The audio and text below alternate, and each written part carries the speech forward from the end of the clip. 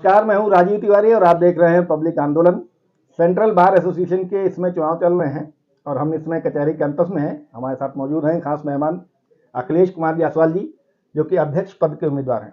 अखिलेश भाई, बहुत बहुत स्वागत है आपका। बहुत बहुत धन्यवाद। क्या चल रहा है चुनाव में, किस मुद्दे पर लड़ रहे हैं चुनाव?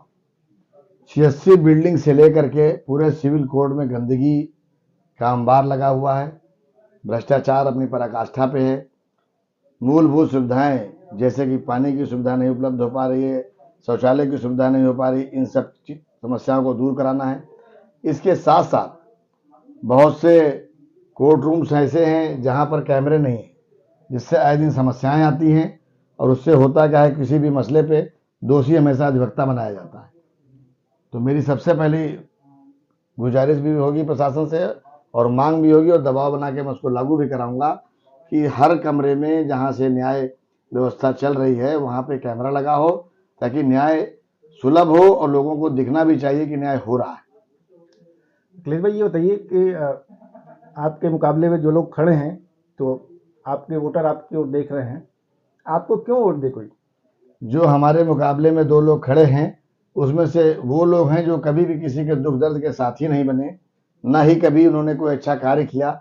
आज चुनाव की वजह से वो बाहर निकले हैं, वरना हमेशा एयर कंडीशन लाइफ जीते हैं। रही बात दूसरे एक प्रत्याशी हैं जो कि 3 साल जबरिया इस कुर्सी पर बैठे रहे और पूरी तरीके से लूटने और खसोटने का काम किया। इस सदी की सबसे बड़ी त्रासदी, कोरोना के दौरान भी वो लूट खसोट में लगे रहे, अपना शॉपिंग मॉल बनवाने में लगे रहे। किसी आम अधिवक्ता के दुख दर्द को उन्होंने नहीं समझा और अगर 5 किलो राशन भी दिया तो फोटो डाल के उसको बदनाम करने का काम किया। ऐसे लोगों को पूरी कचहरी ने चिन्हित कर लिया है। वर्तमान परिस्थितियों में लड़ाई ही राजा बनाम साधारण अधिवक्ताओं की है। जो आम अधिवक्ता ये चाहता है कि उसका साथी उससे हमदम, उसका हमदम, उसका दोस्त, उसका मिलने वाला, जिससे वो आसानी से मिल सकता है, उसका नेतृत्व कर सकता है, उसका चुनाव कर रहा है, ना कि उन लोगों का चुनाव करेगा जो कि धन बल और बाहुबल के आधार पर चुनाव जीतना चाहते हैं, धार्मिक और जाति गंदगी के आधार पर चुनाव जीतना चाहते हैं। चुनाव सिर्फ वही को जीतना चाहिए जो सिर्फ काले कोट को पहचाने और काले कोट के सम्मान की रक्षा के लिए अपना जीवन लगाए। अभी एडवोकेट प्रोटेक्शन एक्ट को लेके जो मामला चल रहा था पूरे देश भर में, यहाँ भी काफ़ी प्रदर्शन हुआ। आपको क्या लगता है, क्या हम इसमें लोग क्या संशोधन होने की? इसमें संशोधन इस प्रकार से होना चाहिए कि जिस तरीके से अधिवक्ता को बांधने का प्रयास किया जा रहा है, ये बहुत ही निंदनीय है।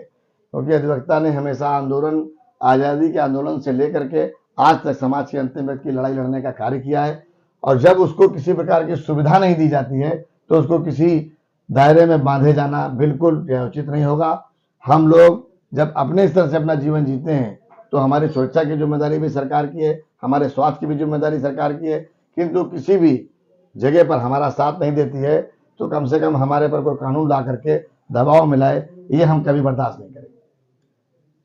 चलिए, ये तो एडवोकेट प्रोटेक्शन एक्ट की बात हो गई।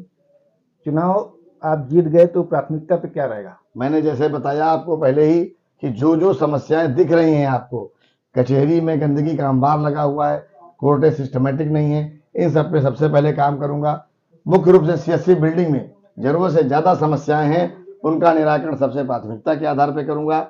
और न्याय व्यवस्था को सुदृढ़ करने के लिए, आम आदमी को न्याय मिल सके, इसके लिए सारी प्रक्रिया कैमरे के अंदर हो, ताकि कई बार उच्च न्यायालय या सर्वोच्च न्यायालय जब बात जाती है तो किसी भी मामले में दोषी हमेशा अधिवक्ता बताया जाता है।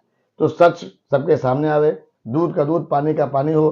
पता चलना चाहिए कि जज साहब कितनी देर कोर्ट रूम में बैठते हैं, क्या न्याय प्रक्रिया चल रही है, पेशकार साहब कैसे तारीखें देते हैं। जब तक ये सामने नहीं आएगा तब तक ये व्याप्त भ्रष्टाचार न्याय व्यवस्था का खत्म नहीं होगा। सबको पता है तारीख कैसे मिलती है। इसको दूर करने का एक ही रास्ता है, जब उस कमरे में, उस न्याय कक्ष में कैमरा लगेगा तो 10 से 4 तक क्या होता है पूरा देश देखेगा। न्याय व्यवस्था सुदृढ़ अपने आप हो जाएगी। न्यायिक अधिकारीगण जब अपने कक्ष में बैठेंगे तो न्याय करेंगे। अभी 1 घंटा बैठते हैं, आधा घंटे बैठते हैं, रिटायर होकर के अपने कमरे में चले जाते हैं। जब वो पूरी ड्यूटी करेंगे तो न्याय होगा भी, न्याय होता दिखेगा भी। चलिए, बहुत बहुत शुक्रिया हमसे बात करने के लिए और बहुत शुभकामनाएं आपको। धन्यवाद तिवारी जी, धन्यवाद। ये थे अखिलेश जायसवाल जी, सेंट्रल बार एसोसिएशन के अध्यक्ष पद के ये उम्मीदवार हैं। जल्दी मिलते हैं किसी और शख्सियत के साथ। देखते रहिए पब्लिक आंदोलन।